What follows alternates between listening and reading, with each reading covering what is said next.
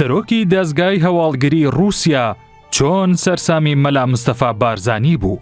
زانا، پسپۆڕ و دیپلۆماتکارێکی باڵای سۆڤیەت و حکوومەتی ڕووسیا ئاگاداری وردەکاریەکانی ڕۆژهەڵاتی ناوەڕاست بوو لە نزیکەوە کاری لەسەر دۆزی کورد دەکرد.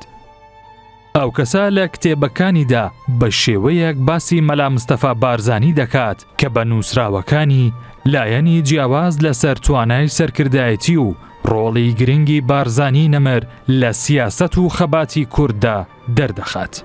ئەو کەسە یەڤگێنی ماکسیمۆڤیچ پریماکۆڤە کە لە وێستگەکانی ژیانیدا لە ڕووسیا سەرۆکی دەزگای هەواڵگری، وەزیری دەرەوە و سەرۆک وەزیران بووە.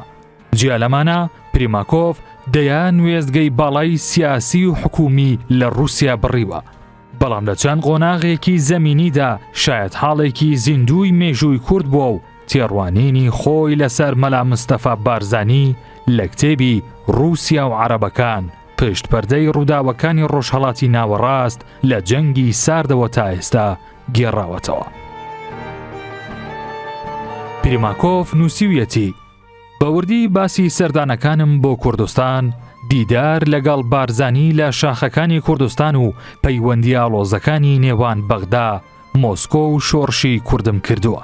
بارزانی سەرکردەیەکی کاریزما و شوێندانەرە لەسەر نەتەوەکەی و شۆڕژگێڕێکی ڕاستەقینە و خۆڕاگرە. لە بڕیاردا بەهێز و بەئیرادەیە. زۆر کەس پێیان وایە مەلا مستەفا بارزانی تەنیا سەرکردەیەکی سەربازی بووە، بەڵام ئەو سیمبولی ناسنامەی نەتەوەی کورد و داڕێژەری سیاسەت و دیپلۆماسیەتی هاوچەرخی کوردستان بوو. شوێن پەنجەیە و بەسەر سەرکەوتنی کورد لە عێراقدا بەڕوونی دیارە. مەلا مستەفا بارزانی زیرەکانە توانی دۆزی کورد لە کێشەیەکی ناوخۆیی عێراقەوە بکاتە بابەتێکی نێودەوڵەتی، بە جۆرێک کە هەردوو جەمسەری شەڕی ساردی جیهان واتە سۆڤیەت و ئەمریکا حسابیان بۆ کرد و ورد بوونەوە لە دۆسیەکەی. شۆڕشی ئەیلوول جوڵانەوەیەکی ڕەوای گەلی کورد بۆ بەدەستهێنانی مافەنەتەوەیەکان و وەرگرتنی ئۆتۆنۆمی بوو، نەک ئەوەی تەنیا ڕاپەڕینێکی ناوچەیی یان هۆزایەتی بێت.